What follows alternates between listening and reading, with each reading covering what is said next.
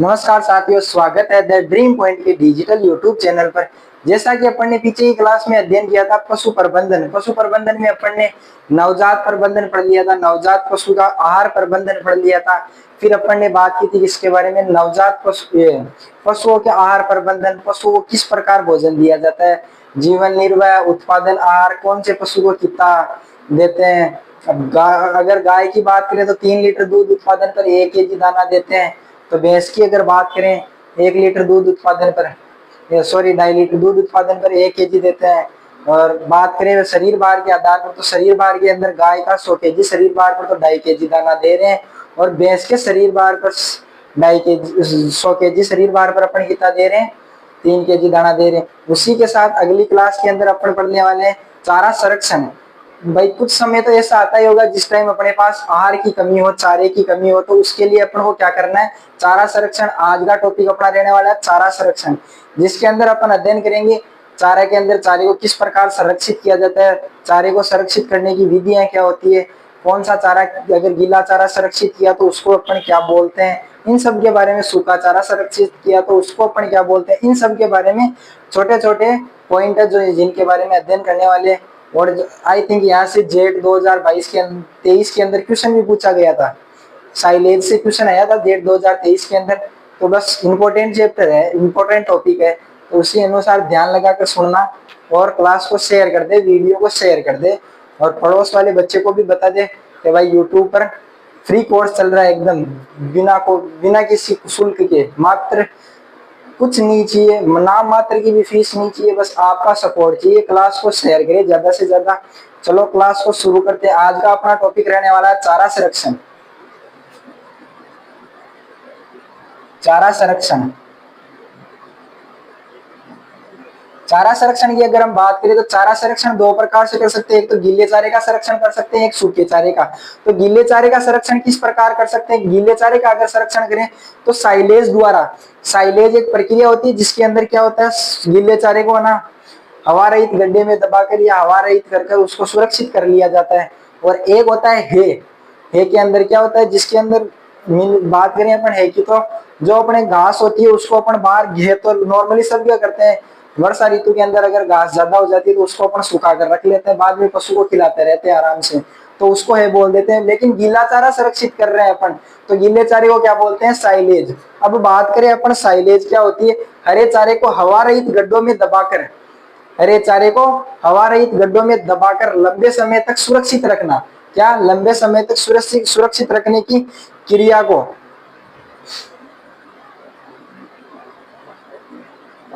क्या है अपनी हेडिंग, साइलेज। साइलेज क्या होती है, हरे चारे को, क्या, हरे चारे को वायु रहित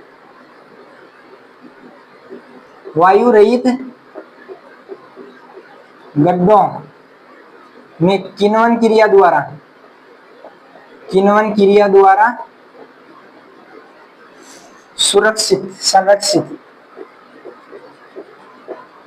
संरक्षित या परिरक्षित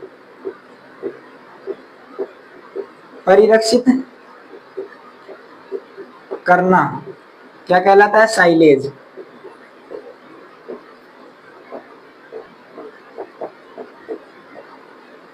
क्या किया, हरे चारे को काटा अपन ने, छोटे छोटे टुकड़े कर लिए, उसको क्या किया, गड्ढों के अंदर दबा दिया, जिससे किण्वन क्रिया होती है। कौन सी, किण्वन क्रिया के दौरान एक गैस बनती है, कौन सी, CO2 गैस बनती है, जो क्या करती है, इसमें परिरक्षण का कार्य करती है। तो क्वेश्चन पूछ लेगा कि साइलेज के अंदर परिरक्षण का कार्य कौन सी गैस करती है, तो बता देना CO2 गैस। यही नोट लगा के लिख लेना। चलो आगे लिखेंगे अपन इसके बारे में, एक दो पॉइंट और वो भी साथ में लिख लेंगे नोट लगाकर। अब आगे बात करें साइलेज में, तो क्या है, साइलेज में अगर नमी की बात करें, क्या, नमी,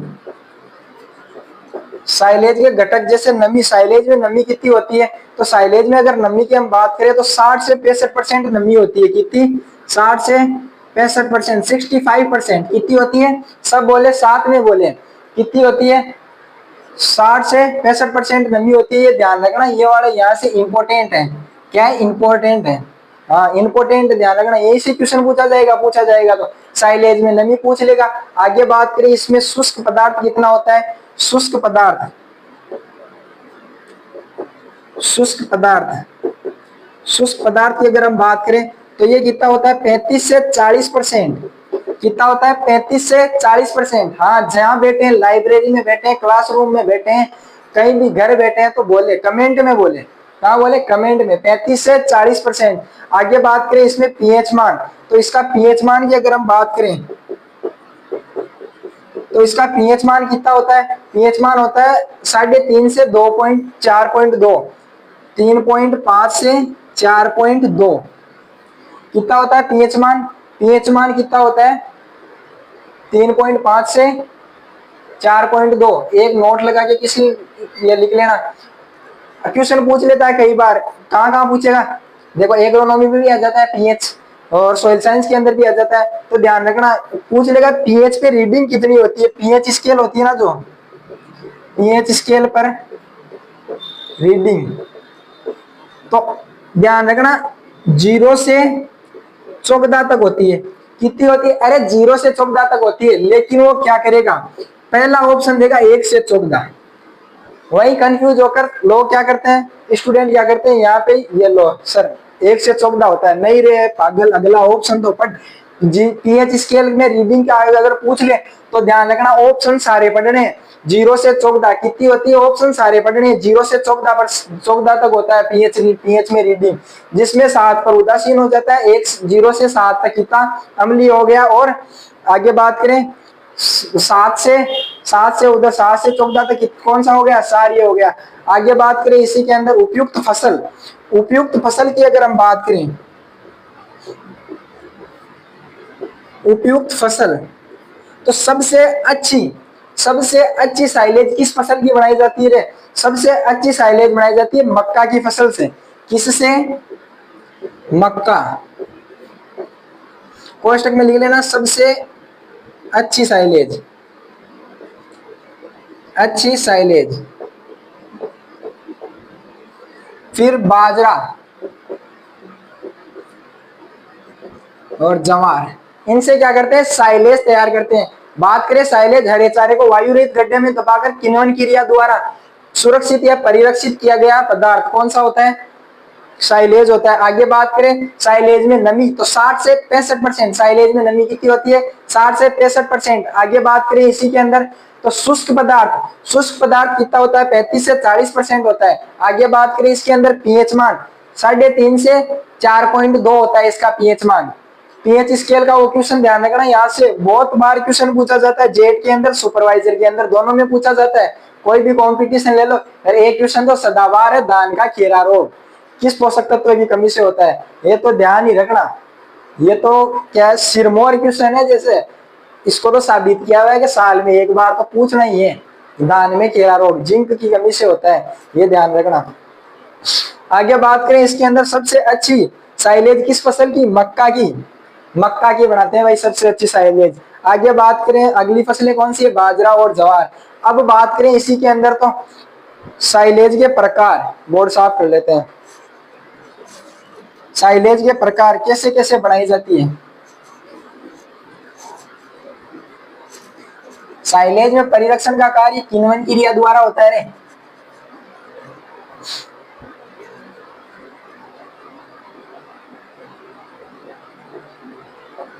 साइलेज के प्रकार, साइलेज के प्रकार की अगर हम बात करें, साइलेज कितने प्रकार की होती है, तो बात करते हैं 3 प्रकार की होती है। कितने प्रकार की होती है, 3 प्रकार की होती है। 3 प्रकार में अगर हम बात करें तो एक होता है, 1 नंबर पे बात करें साइलो टावर। साइलो टावर क्या होता है, टावर देखो जमीन के अंदर तो बनाया नहीं जाता, टावर तो अपने मोबाइल का नेटवर्क का टावर बनाते हैं तो वो भी जमीन के ऊपर बनाते हैं। ये तो नहीं है जमीन के अंदर खड्डा खोद के बना दिया, नहीं, खड्डा तो खोदते हैं टावर के लिए, कौन से मोबाइल वाले के लिए खोदते हैं, इसके लिए नहीं खोदना है, ये जमीन के ऊपर बनाया जाता है और भारत में इसका प्रयोग कम किया जाता है। 2 ही लाइन ध्यान रखना इसमें, यह जमीन के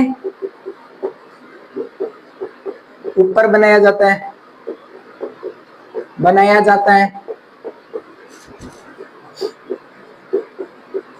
भारत में इसका प्रयोग कम करते हैं। साइलो टावर, अरे टावर तो ऊपर ही बनता है यार, सोच तू। हाँ टावर ऊपर ही बनता है, मोबाइल का टावर भी ऊपर ही बनता है, तो साइलो टावर भी जमीन के ऊपर बनेगा और भारत में कम उपयोग, कम पर प्रयोग करते हैं इसका। आगे बात करें साइलो ट्रेंच, 2 नंबर पे। साइलो ट्रेंच या खाई भी बोल सकते हैं, साइलो खाई भी लिखा हुआ आ सकता है। साइलो ट्रेंच बोल दे, साइलो खाई बोल दे, दोनों एक ही बात है। इसके अंदर क्या होता है, ये जमीन है, इसके अंदर ऐसे इस प्रकार खड्डा बनाया जाता है साइलो ट्रेंच में। साइलो ट्रेंच में इस प्रकार गड्ढा बनाया जाता है जमीन के अंदर, ये ध्यान रखना। आगे बात करें साइलो ग्रत या गड्ढे, 3 नंबर पर। साइलो ग्रत या गड्ढे, साइलोग्रत या गड्ढे। साइलोग्रत या गड्ढे की अगर हम बात करें, गड्ढा कैसे खोदते हैं, कोई भी आकार फिक्स नहीं है, ये जमीन है, इस प्रकार भी खोद दिया, इस प्रकार भी खोद दिया गड्ढा को। गड्ढा तो कैसे खोद लो, इसके अंदर पॉलीथीन लगाई, ऊपर से डाला, पॉलीथीन से ढका, वापस मिट्टी लगा दी, ये हो गया साइलेज बनाने की प्रक्रिया। साइलेज के अंदर किण्वन क्रिया द्वारा क्या होता है, CO2 गैस का निर्माण होता है, जो क्या करती है, परिरक्षण का कार्य करती है, जो पशुओं के लिए क्या चारे की कमी होती है उस टाइम पे यूज होता है। देखो आ गया ना नोट, हरे चारे को गड्ढे में दबाने से किण्वन क्रिया द्वारा CO2 व लैक्टिक एसिड, किस किस का निर्माण होता है, CO2 और लैक्टिक एसिड, जो क्या करते हैं, परिरक्षण का कार्य करते हैं इसके अंदर। नोट लगा के लिख लेते हैं इधर, ये तो साफ कर देता हूं।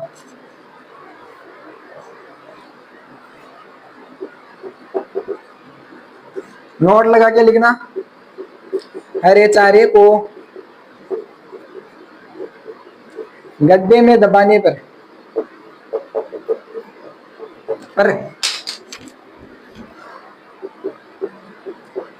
किण्वन क्रिया द्वारा, किण्वन क्रिया द्वारा CO2 व क्या, लैक्टिक एसिड, लैक्टिक एसिड का निर्माण होता है।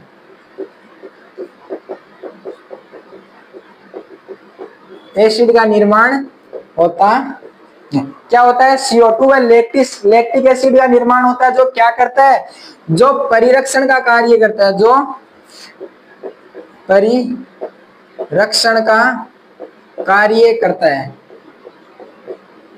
परिरक्षण बोले तो प्रिजर्वेशन। सर प्रिजर्वेशन क्या होता है, ये अपन हॉर्टिकल्चर में अध्ययन करने वाले हैं कुछ दिनों बाद में। अपना हॉर्टिकल्चर के अंदर नॉर्मल हॉर्टिकल्चर पढ़ाने के बाद में पहला टॉपिक अपना यही आने वाला है, क्या, परिरक्षण। तो परिरक्षण क्या होता है, प्रिजर्वेशन, लंबे समय तक किसी भी चीज को उसको दूसरे रूप में सुरक्षित रखना या उसको सुरक्षित रखना। जैसे अपन जो टमाटर सॉस वगैरह नहीं आता है कि टमाटर महंगे हो जाते हैं, सॉस लाके डाल लिया, जैम जेली सब, ये सब पढ़ने वाले रहे अपन बहुत करेंगे, और हो सकता है तो आपको प्रैक्टिकल के साथ में भी बताया जाएगा, जैम जेली सॉस वगैरह ये सब। तो आगे अगर हम बात करें इसी के अंदर, तो साइलेज में गुण क्या क्या होते हैं, साइलेज के गुण, डोल, जिसको मारवाड़ी में बोलते हैं तार में डोल का ही है, वैसे ही साइलेज के गुण, साइलेज के डोल, लक्षण सब अपने तो देसी आदमी देसी भाषा में पढ़ते हैं, देसी में समझ में आता है। बात करें साइलेज के गुण, संरक्षित पौष्टिक चारा होता है, क्या होता है, संरक्षित पौष्टिक चारा होता है। आगे बात करें, पीला रंग मुक्त होता है, पीला रंग मुक्त होता है, विशिष्ट सुगंध आती है और हल्का खट्टा होता है।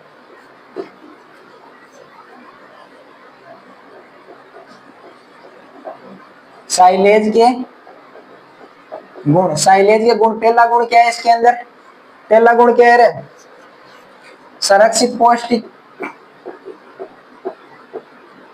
चारा, पौष्टिक चारा। 2 नंबर पे पीला रंग मुक्त, पीला नहीं होता है, पीला नहीं होता है, हरा चारा ही होता है, हरे चारे को संरक्षित करते हैं साइलेज के अंदर, पीला नहीं होता है, हरा चारा ही होता है जिसको अपन पीला रंग मुक्त होता है। देख फिर बता दिया मैंने। आगे बात करें इसके अंदर, विशिष्ट सुगंध आती है, विशिष्ट सुगंध आती है, विशिष्ट सुगंध आती है। आगे बात करें इसी के अंदर, तो क्या, हल्का खट्टापन होता है, हल्का खट्टापन। अब देख मैंने पीएच मान लिखा था, इसका पीएच मान कितना होता है 3.5 से 4.2 होता है सर। तो मैंने क्या बोला था पीएच स्केल के अंदर 0 से 7 तक क्या होता है अम्लीय होता है, अम्लीय। तो अम्ल कैसा होता है, अरे अम्ल खाने में कैसा होता है खट्टा होता है, देख अम्ल खाने में कैसा होता है खट्टा होता है। तो इसीलिए इसका पीएच मान कितना है 3.5 से 4.2 होता है। तो कैसा हो गया खट्टा हो गया, हल्का खट्टा होता है। आगे बात करें इसी के अंदर तो अपना अगला है क्या होती है के बारे में, क्या वायु में सुखाकर तैयार किया गया संरक्षित पदार्थ है।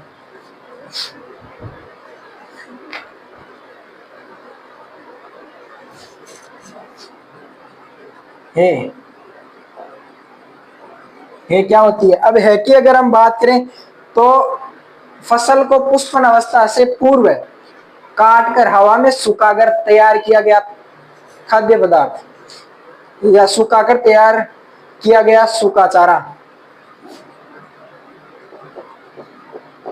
फसल को पुष्पन क्रिया से पूर्व हवा में सुखाकर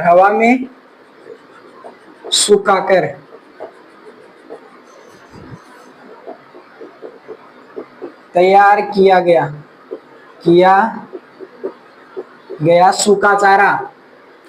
सूखा चारा क्या होता है रे, ये होता है हवा में पुष्पन अवस्था में। अब पुष्पन क्रिया से पूर्व, ये यहाँ गौर करो, पुष्पन क्रिया से पूर्व क्यों कर रहे हैं। अगर मान लो अपन ने सुखाया तो उसकी ढेरी बढ़ा रहे हैं तो क्या अगर उसमें बीज जो है पुष्पन क्रिया के बाद में बीज बढ़ना शुरू हो जाते हैं, बीज जो है तो वो खरपतवार के, अगर खरपतवार को भी अपन सुखा रहे हैं, किसी भी चीज को सुखा रहे हैं तो वो क्या करेंगे खरपतवार का प्रयोग आगे खेत में, जैसे पशु भी उसको खाएगा। तो कई बार देखते हैं अपन गाय भैंस को जो खिला देते हैं तो क्या करते हैं वो जो ऐसे के ऐसे गोबर के अंदर पूरे साफ्ते आ जाते हैं। तो क्या होता है, इसीलिए तो पुष्पन क्रिया से पूर्व सुखाकर तैयार कर रहे हैं। क्या पुष्पन क्रिया से पूर्व सुखाकर, जिससे क्या बीज का निर्माण होगा नहीं, खरपतवार फैलेंगे नहीं। हाँ ये ध्यान रखना, अगर गेहूं में जो के भी पौधे हैं तो वो भी खरपतवार होता है। मूल फसल के अलावा कोई भी किसी भी प्रकार का पौधा नहीं होना चाहिए।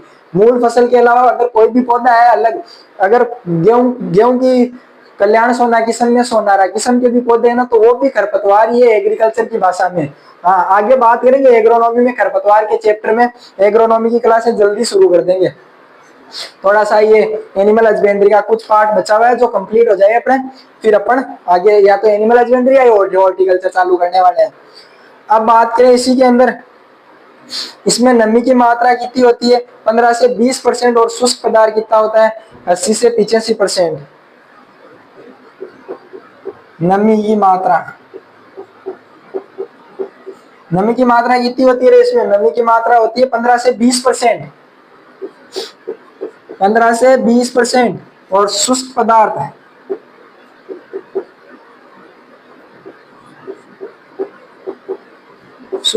कितना होता है 80 से 85% तक। शुष्क पदार्थ कितना होता है 80 से 85%। पाच्य प्रोटीन की मात्रा कितनी होती है, पाच्य प्रोटीन की मात्रा भी अधिक होती है। प्रोटीन की मात्रा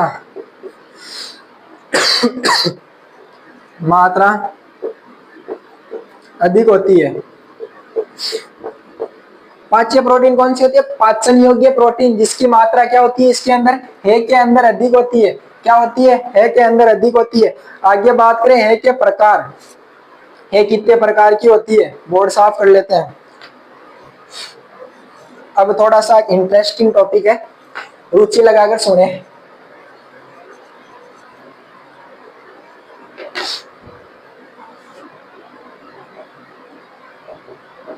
है के प्रकार की अगर बात करें तो है के प्रकार, पहला प्रकार है लेग्यूम, लेग्यूम या दलहनी, एक नंबर पर लगा लो लेग्यूम है या दलहनी। इसके अंदर कौन सी फसलें आती है, दलहनी फसलें, लेग्यूमिनेसी या फेबेसी कुल की फसलें जो किसके अंदर आती है, लेग्यूम या दलहनी फसलों के अंदर आती है। किसके अंदर आती है, इसकी अगर बात करें सर्वाधिक गुणवत्ता युक्त होता है, विटामिन ए व कैल्शियम की मात्रा अधिक होती है। सर्वाधिक गुणवत्ता युक्त विटामिन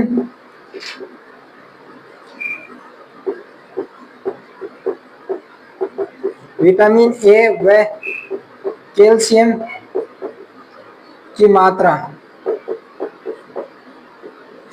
कैल्शियम की मात्रा क्या होती है? अधिक होती है। विटामिन ए व कैल्शियम की मात्रा अधिक होती है, सर्वाधिक गुणवत्ता युक्त होती है। आगे बात करें इसी के अंदर स्वादिष्ट व पाचक होती है, स्वादिष्ट व पाचक होती है, स्वादिष्ट व पाचक होती है। उदाहरण की अगर बात करें रिजगा व बरसीम, चवड़ा, मटर, अरहर,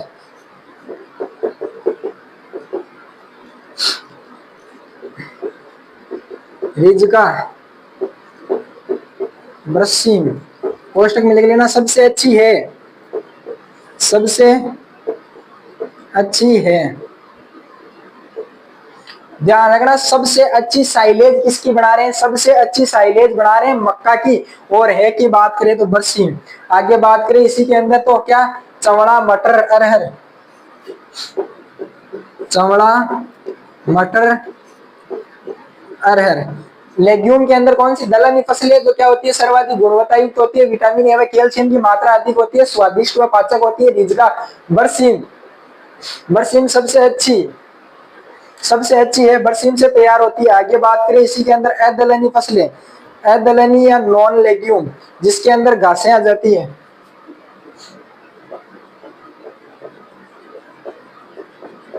नॉन लेग्यूम, जिसके अंदर दूब घास, दूब घास, एग्जाम्पल ही लिखना अपने को, नेपियर घास, नेपियर घास, सुडोन घास,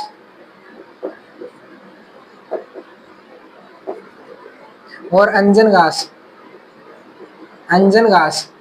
लेग्यूम या लेग्यूम के अंदर तो कौन सी? जो फेबेसी कुल की है। और नॉन लेग्यूम जैसे दूब घास, नेपियर घास, सुडोन घास और अंजन घास, ये आती है किसके अंदर?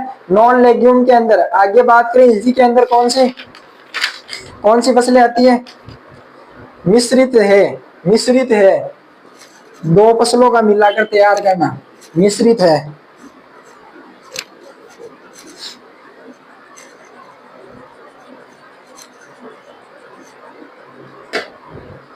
मिश्रित है में दलहनी व अदलहनी फसलें होती है, जैसे सोयाबीन, दूब घास हो गई, मटर व अंजन घास हो गई। मिश्रित है, मिश्रित है कि अगर हम बात करें तो दलहनी प्लस अदलहनी, दलहनी व अदलहनी दोनों फसलें आती है। कौन सी? दलहनी व अदलहनी दोनों फसलें आ गई। आगे बात करें इसी के अंदर तो कैसे? जैसे सोयाबीन प्लस दूब घास, सोयाबीन व दूब घास। आगे बात करें मटर व अंजन, मटर प्लस अंजन घास, कौन सी? एग्जाम्पल है ये, एग्जाम्पल लिख लेना। मिश्रित है के अंदर सोयाबीन और दूब घास आ गई और मटर व अंजन घास आ गई। आगे बात करें अनाज वाली फसलों की, अनाज वाली फसलों की, फसलों की है। अनाज वाली फसलों में अगर बात करें, गेहूं आ गया, जो आ गया, और क्या आ गया? गेहूं, जौ, बाजरा, मक्का बना सकते हैं इनकी भी, लेकिन वो गुणवत्ता नहीं रहती है। अब देखो, सबसे अच्छी साइलेज मक्का की बनाते हैं, लेकिन है भी बढ़ा सकते हैं वो, जैसा जिसकी सोच, जैसा अगर कार्य करने की हो तो। अब बात करें है बनाने की विधियां, है बनाने की विधियों के बारे में। समझ में आ रहा है ना पटेगा? जहां भी बैठे हो बोलो, बस साथ साथ में रिवीजन करो। लाइब्रेरी में बैठो मन में बोलो, घर पे बैठे हो जोर से चिल्ला के बोल, ताकि पड़ोस वाले को भी पता लग जाए कि पढ़ रहे हैं हम। ये बनाने की विधियां समतल भूमि पर बना सकते हैं, पंक्ति या धेरी में भी बना सकते हैं।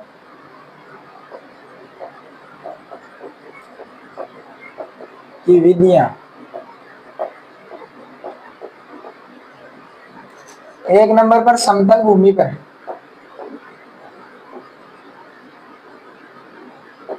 भूमि पर, समतल भूमि पर कैसे, जैसे घास को काटा, किसी भी घास को, बरसीम को काटा, ऐसे रख दिया समतल भूमि पर काट कर, तो वो सूख गई हवा के अंदर, तो हे बन गई। अब बात करें किसकी आगे, पंक्तियों में या ढेरी में। 2 नंबर पर लिखाने की जरूरत थोड़ी है ये पॉइंट, पंक्तियों में या ढेरी में। पंक्तियों या ढेरी में कैसे, अपन देखते हैं अपने मूंगफली करते हैं, तो मूंगफली का क्या करते हैं, न्याण बनाते हैं, छोटी छोटी ढेरियां बना के रख देते हैं, फिर उसको एक बड़े ढेर के रूप में फिर उसको एक जगह इकट्ठा करके निकलाया जाता है। तो उसी प्रकार छोटी छोटी ढेरियों के अंदर रख दिया जाता है, तो उसको क्या, पंक्ति के अंदर, मूंगफली को अपन पंक्ति के अंदर रखते हैं ना, पाती लगाकर, तो उसी प्रकार रख दिया जाता है। आगे बात करें इसी के अंदर, तो टिपाई विधि।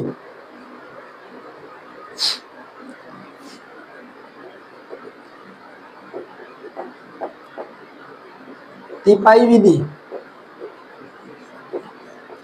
टिपाई विधि के अंदर क्या होता है, जो यह वर्षा, अधिक वर्षा, अधिक वर्षा वाले क्षेत्र में अपनाई जाती है, अपनाई जाती है। इसमें क्या होता है, जैसे ये बढ़ा दिया आपने, माचा होता है उसी प्रकार बढ़ा दिया जाता है, ताकि अगर बारिश भी हो तो पानी नीचे से निकल सके। पानी नीचे से निकल जाएगा तो ये खराब नहीं होगी, ऊपर रहेगा, ये अधर रहेगी जमीन से, तो ये अधिक वर्षा वाले क्षेत्रों के लिए उपयोगी है। सस्यागार या यांत्रिक विधि। 4 नंबर पर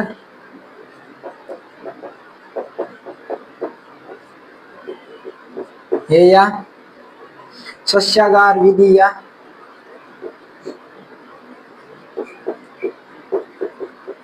यांत्रिक विधि।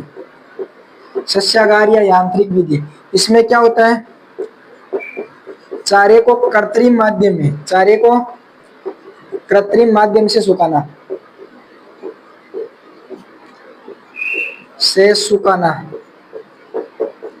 क्या होता है, चारे को कृत्रिम माध्यम से सुखा देते हैं। सस्यागार या यांत्रिक विधि, देखो यांत्रिक विधि, यंत्र से, किसी यंत्र से चारे को सुखा रहे, तो क्या हो गया, चारे को किसी यंत्र, कृत्रिम माध्यम से, कृत्रिम तरीके से तो सुखा रहे, धूप में थोड़ी छोड़ दिया उसको हवा के अंदर, किसी भी यंत्र से लगाई जोर से हवा, जोर से ताप बढ़ाया, गर्मी की, और चारे को सुखा दिया, तो ये क्या हो गया, सस्यागार। यांत्रिक, यंत्र द्वारा कर रहे हैं ना, तो इसीलिए यांत्रिक। अब एक नोट लगा के लिख लेना, वेरी वेरी इंपॉर्टेंट है, एक बार इसको साफ कर लेते हैं, वेरी वेरी इंपॉर्टेंट है, वेरी वेरी।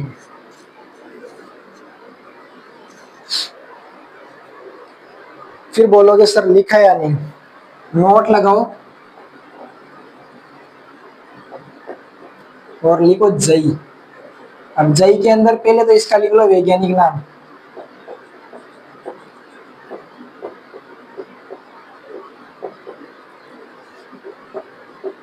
एविना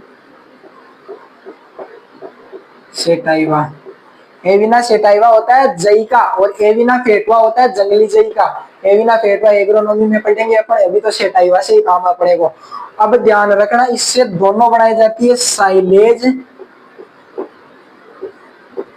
प्लस है, दोनों तैयार करते हैं। क्या करते हैं, साइलेज प्लस है, दोनों तैयार करते हैं। और एक और ध्यान रखना, रबी ऋतु की है कि अदलहनी फसल है, दलहनी फसल, अदलहनी फसल है, ये ध्यान रखना, वेरी वेरी इंपॉर्टेंट है। चलो यही लिख लो, एक और नोट लिख लो रे, फिर और कौन लिखवाएगा। जंगली जई, जंगली जई का वैज्ञानिक नाम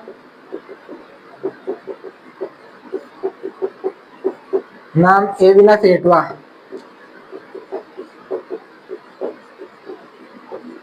इसमें लिख लेना तीनों प्रकार की सुषुप्त अवस्था की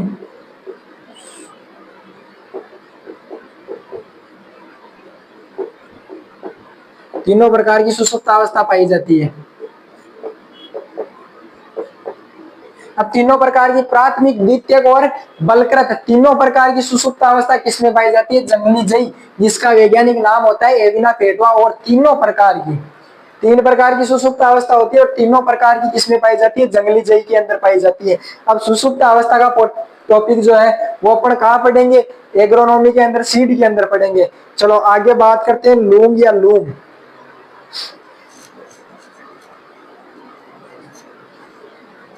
कुछ समय तक जुड़े रहे, बीच में क्लास को छोड़ के ना भागे, ताकि जो सिलेबस है और क्लास का कंटेंट है वो कंटिन्यू बना रहे। लूम या लूम, केजड़ी की सूखी पत्तियां।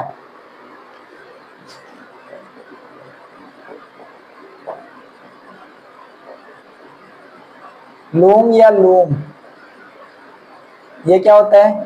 केजड़ी की सूखी पत्तियां। अरे सर ये क्या पढ़ा रहे हो? अरे ये तो अपने सब देखते हैं, अपने घर पे देखते हैं। अब रुक, अब बताऊंगा क्या पढ़ाया मैंने। देख, डीसीपी जानते हो? डीसीपी क्या होता है? डीसीपी होता है डाइजेस्टेबल कर्ड प्रोटीन। क्या होता है डीसीपी? इसको बोलते हैं पाच्य प्रोटीन। पाच्य प्रोटीन इंग्लिश में बोले तो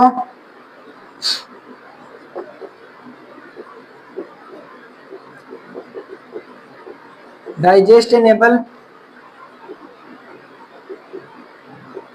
कर्ब प्रोटीन। क्या होता है इंग्लिश में? Digestible carb protein. इसकी मात्रा कितनी होती है लोम के अंदर? इसकी मात्रा लोम के अंदर होती है 8 से 9% तक। यहाँ से क्वेश्चन पूछेगा ज्यादा डीपली जाएगा तो, वरना नहीं पूछेगा। और टीडीएन क्या होता है? Total digestible, TDN. तो इसमें लिख लेना टोटल डाइजेस्टेबल न्यूट्रिएंट।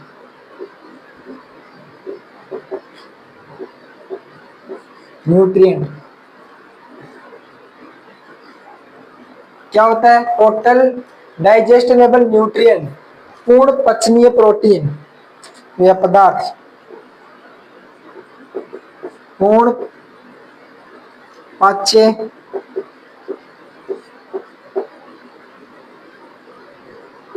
पदार्थ। पूर्ण पाच्य पदार्थ जो इसके अंदर कितना होता है? जो इसके अंदर अगर हम बात करें तो कितना होता है? 48 से 50%। 48 से 50% कितना होता है? 48 से 50%। आगे बात करने वाले, अब देख लो ये नाम लिख लेना रे इंग्लिश में, फिर मैं बार बार नहीं लिखने वाला हूँ, सीधा शॉर्ट लिखने वाला हूँ। मेरे को जोर बहुत आता है लिखने में। अब बात करते हैं पाला। पाला जानते हैं? बेड़ या जरबेड़ी के पत्तों से तैयार करते हैं। बेर या जड़बेरी के पत्तियों को सुखाकर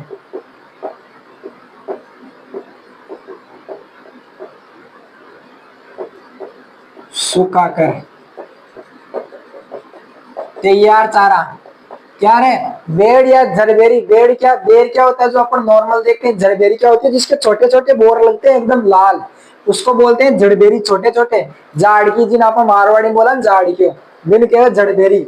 हाँ, ऐसे तो समझ में नहीं आएगा। अब नोट लगा के इसके अंदर देखना रे, डीसीपी कितना है? डीसीपी कितना है इसके अंदर? इसके अंदर डीसीपी की अगर बात करें तो 8 से 10% डीसीपी होता है। और टीडीएन की अगर बात करें तो 38 से 40%। टीडीएन कितना होता है? 38 से 40%। कितना होता है? 38 से 40%। आगे बात करें पाला व लूम।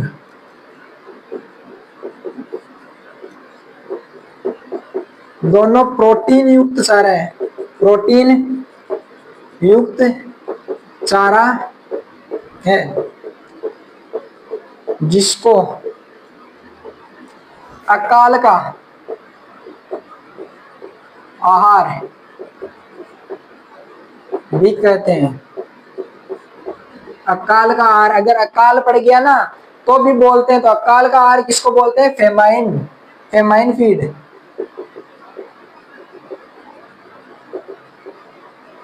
फेमाइन फीड भी बोलते हैं, किसको बोलते हैं? लूंग और पाला अकाल पड़ गया तो क्या करेंगे? खेजड़ी और बेर तो सब के होते हैं, तो उसको झाड़ा, उसकी पत्तियों को खिला दिया पशुओं को, पशुओं का पेट भर गया और अकाल की स्थिति के अंदर अपना काम बढ़ गया, तो इसको अकाल को बोलते हैं इंग्लिश में फेमाइन, और आहार को बोलते हैं फीड। तो अकाल का आहार फेमाइन फीड किसको बोलते हैं? पाला या लूंग को बोलते हैं। आगे बात करें इसी में सेवण घास, सेवण घास के बारे में। बस कुछ समय की बात और है, फिर क्लास का डी एंड होने वाला है। तब तक जुड़े रहें, साथ बने रहें, अपना प्रयास करते रहें और चैनल को सब्सक्राइब कर दे भाई। क्या है, कई ऐसे होते हैं जो अब हम कंटेंट तो दे ही रहे हैं लेकिन क्या करते हैं, वीडियो देख के चले जाते हैं। बस एक छोटा सा सब्सक्राइब तो कर ही सकते हो यार, फ्री का कंटेंट दे रहे हैं। बस ज्यादा कुछ नहीं चाहिए आपसे, बस आपका सपोर्ट बना रहे। अब बात करें अपन सेवन घास की, तो सेवन घास होती है जैसलमेर में पाई जाने वाली मुख्य घास होती है सेवन घास, जो कहाँ पाई जाती है? जैसलमेर में पाई जाने वाली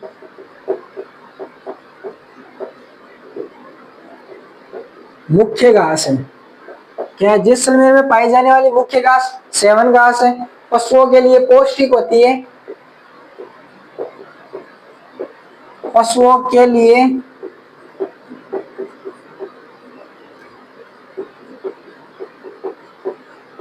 पौष्टिक होती है, पशुओं के लिए पौष्टिक होती है। सबको भाई पौष्टिक आहार चाहिए, तो पशुओं को भी पौष्टिक पौष्टिक आहार ही चाहिए। अब बात करें, वायु द्वारा होने वाले मृदाशरण को रोकती है, द्वारा होने वाले मृदाशरण अपर्दन को या शरण को रोकती है। देखो हर चीज लिखवा रहा हूँ, अपर्दन और शरण, अपर्दन और शरण दोनों लिखवा रहा हूँ। वायु द्वारा होने वाला, जैसलमेर के अंदर क्या होता है कि हवा से मिट्टी के टीले होते हैं, वो इधर के उधर इधर के उधर भागते रहते हैं, तो उसको रोकती है। फिर आपको पता है जहाँ मृदा का अपर्दन ज्यादा होता है वहां पेड़ पौधे लगाते हैं, लेकिन जैसलमेर के अंदर तो पेड़ पौधे लगते नहीं, इसलिए जो ये पहले से है सेवन घास ये जैसलमेर के अंदर पाई जाती है। तो क्या हो गया, जैसलमेर के अंदर पाई जाने के कारण ये दो कार्य कर रही है, पशुओं के लिए, वहां के पशुओं के लिए पौष्टिक भी है और अपना काम भी कर रही है। क्या, मृदा शरण या मृदा अपर्दन को रोक रही है, जिससे क्या मृदा की उर्वर क्षमता बनी रहती है। भाई उर्वर क्षमता बनी रहती है। वही बात है कि उपजा बंजर खेत में अगर मेहनत करता है किसान तो उसको भी उपजाऊ बनता था। उसी प्रकार एक स्टूडेंट होता है जिसके ऊपर एक अध्यापक क्या करता है, एक अध्यापक उस पर मेहनत कर कर उसको उपजाऊ बनाता है, उसका प्रोडक्शन लेता है। कैसे? जैसे मान लो आज मैं आपको पढ़ा रहा हूँ, तो उसी के साथ में क्या होना है कि आप मेरे से पढ़ रहे हो, तो क्या आप क्या हो गए, बंजर भूमि हो गए, और मैं क्या हो गया, जहाँ वहाँ काम करने वाला किसान। तो उस किसान को क्या करना है, अब मेरे को, मेरा काम क्या है, आपको उपजाऊ बनाना। उपजाऊ बनाने का ये मतलब नहीं है कि भाई आपको खेत के अंदर छोड़ दिया और आप में कल्टीवेशन वगैरह प्लाऊ वगैरह लगा कर आपको उपजाऊ, आपको बढ़िया तरीके से पढ़ाकर बढ़िया आदमी बनाना एक उद्देश्य होता है। उसी प्रकार जैसे भी किसान भी यही करता है, बंजर खेत को उपजाऊ बना देता है। तो अपना जो दोनों कार्य है, क्या पशुओं को आहार भी मिल रहा है, लेकिन क्या हो रहा है, वायु और वायु द्वारा होने वाले अपर्दन को भी रोक रही है। अब बात करें आगे अपन सूखे चारे को यूरिया से उपचारित,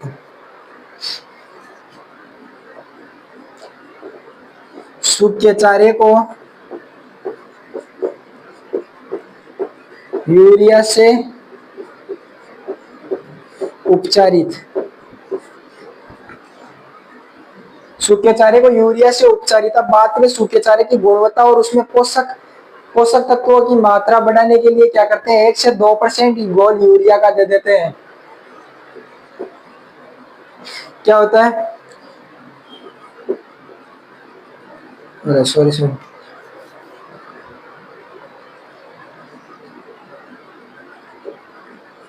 सूखे चारे की गुणवत्ता व पोषक तत्वों की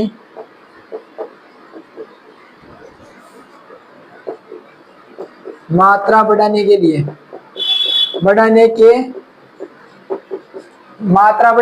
क्या होता है? मात्रा बढ़ाने के लिए 1 से 2% यूरिया के घोल से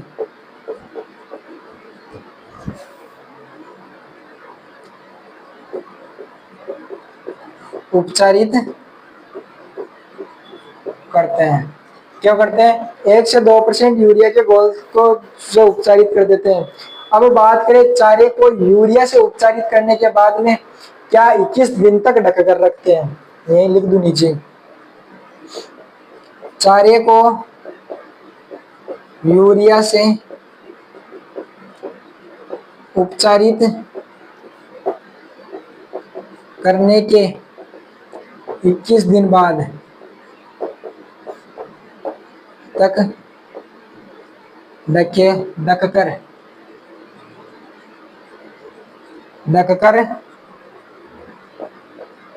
रखते हैं। ऐसा क्यों करते हैं? अगर धूप में रख दिया, छांव में नहीं रखा, तो वो यूरिया तो पानी के साथ में उड़ जाएगा, इसीलिए तो उसको ढक कर रखते हैं।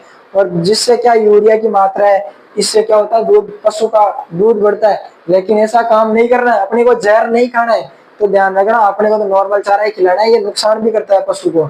आगे बात करें इसी के अंदर, तो एक बार बोर्ड साफ कर लेते हैं, मैं मार्कर भी चेंज कर लेता हूँ, दिखाई नहीं दे रहा होगा आपको। मोटे चारे और दाना के बारे में थोड़ा सा और 5 मिनट बने रहे बस क्लास के साथ में। वीडियो को शेयर कर दे, पड़ोस वाले बच्चे को भी शेयर कर दे, ताकि उसको भी पता लगे, फ्री में भी पढ़ाया जाता है। अरे हमें तो कुछ नहीं चाहिए यार, किसी भी प्रकार का कोई भी शुल्क नहीं चाहिए, बस आप पढ़ो, आप पढ़ के बड़े आदमी बन जाओ, ताकि हमारा भी कोई टाइम काम, किसी भी प्रकार का कोई भी काम हो, डबल से काम हो, एओ से काम हो, सुपरवाइजर साहब से काम हो, तो हमें भी लोग जानने लगे, बस वही है, और तो क्या है। मोटे चारे या रेफेज क्या है?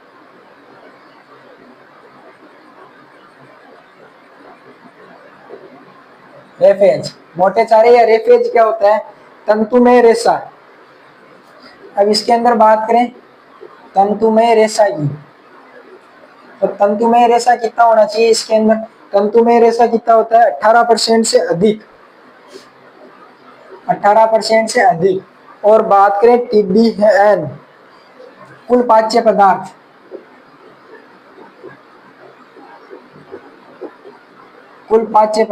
TDN, TDN कितना होना चाहिए? TDN होना चाहिए 60% से कम। कितना? 60? ये चिन्ह से देखो, ये तो अधिक है यहाँ, और ये क्या है? कम है, 60% से कम। अब बात करें, ये बस इसमें इतना ही ध्यान रखना, और क्वेश्चन नहीं पूछा जाएगा। दाना, बंटा या चाकर, चापट, रातीब। दाना, बंटा, चाकर, एक क्या है देखना पड़ेगा, चापट और रातीब। दाना, बंटा, चाकर, चापट, रातीब, ये होता है जिसके अंदर क्या? तंतुमय रेशा की अगर हम बात करें,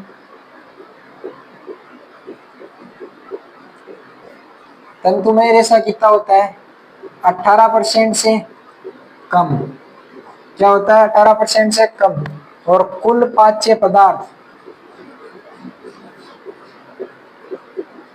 कुल पाच्य पदार्थ की अगर हम बात करें, तो कुल पाच्य पदार्थ कितना? TDN, TDN कितना होना चाहिए? 60% से अधिक। लिखा हुआ समझ में आ रहा है? 60% से अधिक। जहां भी हो साथ में बोले, साथ में बोले, ताकि याद हो। मन में बोल, कमेंट बॉक्स में बोल, कमेंट बॉक्स आपके लिए दिया हुआ है।